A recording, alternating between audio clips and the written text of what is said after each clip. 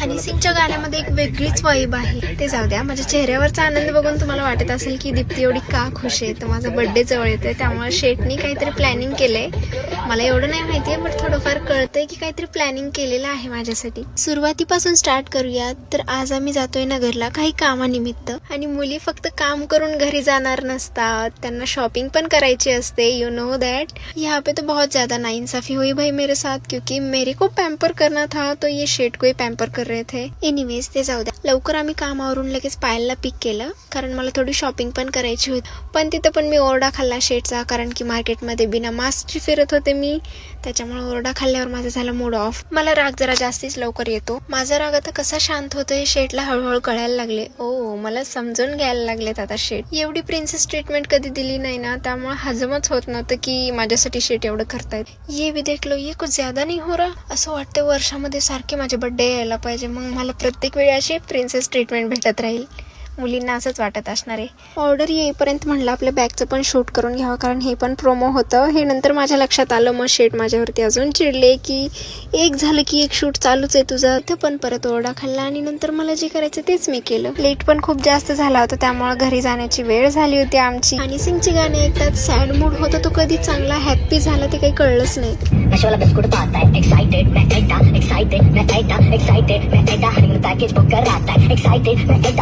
माझं अजून सगळीकडे थांबून झालं नव्हतं शेटला. मला चहा पिण्याची खूप जास्त इच्छा झाली होती. मी टी लवर आहे गाईज. त्यानंतर शेटनी पेट्रोलची टाकी फुल केली चक्क आणि म्हणले आपल्याला कुठेतरी जायचंय. याच्यावरून तर मला कळलं की मला बर्थडेला कुठेतरी घेऊन जाणार आहे. तर हे आपण अभी मजा आएगा ना भिड़ो. आज शेट आमच्यासाठी वेटरच झाले होते. चला तर आपण सुरुवातीपासून बघूया की नक्की काय काय झालेलं आहे. Good morning guys. तर मी काल सांगितल्याप्रमाणे मला माहित नव्हतं की एक्झॅक्ट कुठं जायचंय आम्हाला फिरायला, पण शेटनी मला नंतर सांगितलं की आपल्याला कोकणला जायचंय. तेही सांगण्याचं कारण असं की मला आउटफिट्स कोणते घ्यायचे हे कळायला पाहिजे म्हणून सांगितलं. शेटनी तर घरून काहीच ड्रेस घेतले नव्हते, त्याच्यामुळे नगरमध्येच थांबायला लागलो. आणि कोण म्हणतं मुलीच फक्त नखरे करतात, हे बघा मुलांचे नखरे. 4 ते 5 वेळेस एकच जॅकेट चेंज करून घातलं. शॉपिंग झाल्यानंतर बाहेर खूप छान डेकोरेशन केलं होतं, कारण क्रिसमस येतोय. सर्वांना माझ्याकडून हॅपी क्रिसमस इन ऍडव्हान्स. हा आमचा असा टाइमपास करत करत आम्हाला रात्रच झाली होती जायला. तुम्ही कधी कोकणला जाण्याचा प्लॅन करत असाल तर मला असं वाटतं की तुम्ही सकाळीच निघायला पाहिजे, कारण की पुढे खूप जास्त घाट लागतात. आणि मी तर असं ऐकले की तिकडे चोर खूप आहेत, चोरी होते. सो सकाळीच निघा कधी तुम्ही जाणार असाल तर. आम्ही जसं जसं कोकणच्या जवळ जाऊ तसं तसं इतकी थंडी वाढली होती आणि सगळं धुकं पडलं होतं. रोड सुद्धा नीट दिसत नव्हता. त्यामध्ये आम्ही घाटातून निघालो होतो. घाट तर एवढा डेंजर होता, लांब लांबपर्यंत एक पण गाडी दिसत नव्हती यार. त्यामध्ये आम्ही बोलत होतो हॉरर स्टोरीज बद्दल. आणि एक गोष्ट आम्ही गोव्याला जाताना आमच्यासोबत घडलेली. आम्हाला चोर असे आडवे आले होते त्याच्यामुळे, आणि याच घाटात आले होते.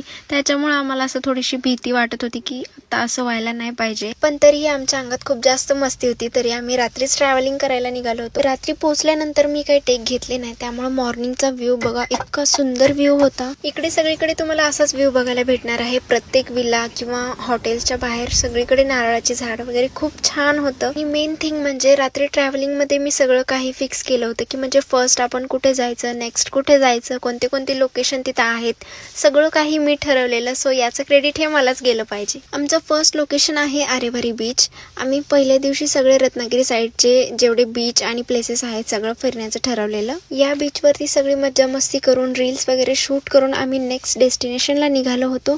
आणि तुम्ही रोडनी जाताना तुम्हाला छोटे छोटे पॉइंट्स दिसतील, तिथून सुद्धा व्ह्यू खूप छान दिसतो. हे आहे आपलं लोकेशन आणि हे आहे आपले रविभाऊ आणि हा मी.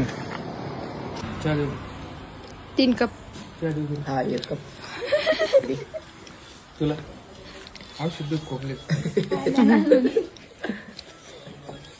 सेकंड लोकेशन आहे गणपतीपुळे. इकडे खूप जास्त ऊन होतं आणि दुपारही झाली होती, त्यामुळे मला शेटनी एक कॅब घेऊन दिली. पण त्यांना जी आवडली ती मला नाही आवडली. सो इस सज्जन को क्या तकलीफ है भाई.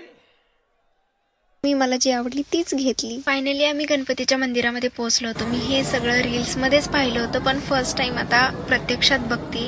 आणि मला असं वाटलं होतं की खूप जास्त गर्दी असेल, पण लकीली आम्ही सोमवारी आलो होतो, त्यामुळे दर्शन सुद्धा खूप छान झालं. दर्शन झाल्याच्या नंतर मंदिराचा परिसर बघत बघत आम्ही बीच साईडला आलो होतो. आणि ही राईड करायची माझी खूप जास्त इच्छा होती, पण मला ती गाडी चालवता येत नव्हती, त्यामुळे मी मागे बसले होते. ही राईड तुम्ही सुद्धा इकडे आल्यावर नक्की ट्राय करा. भीती वाटते पण मज्जा येते.